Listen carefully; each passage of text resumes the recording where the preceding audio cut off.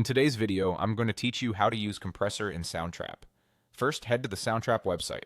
Once you're on the homepage, click Login so you can access your projects. If you use Google, choose Login with Google and then pick your Google account to continue. After you're signed in, go to Studio.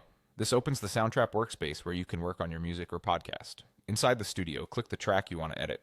This can be a vocal, guitar, drum loop, or any instrument track. With that track selected, right-click on it to bring up the context menu. From that menu, choose Effects. This opens the Effects panel where you can add processing to shape your sound. In the Effects panel, use the search field to find Dynamics Compressor. Once it appears, click Dynamics Compressor to load it on your track.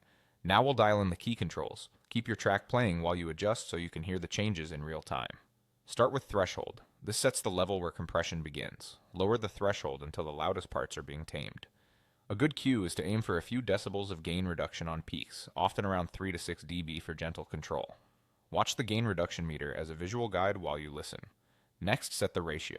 This determines how strongly the compressor reduces levels above the threshold. For natural control on vocals or instruments, try a moderate ratio like 2:1 to 4:1. Higher ratios will sound more aggressive and can flatten dynamics, which can be useful for very uneven performances or punchy drums.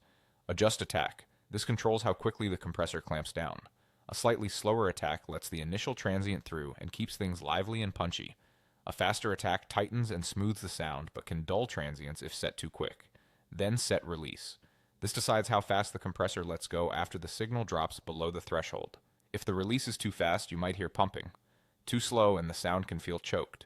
Try timing the release so it breathes with the tempo and returns to 0 just before the next hit or phrase.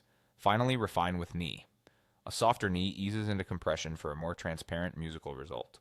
A harder knee is more immediate and can add punch when that's what you need. Play through your track and fine-tune these controls until the performance sounds controlled, clear, and consistent while still feeling alive. That's how you use the Dynamics Compressor in Soundtrap to elevate your mix.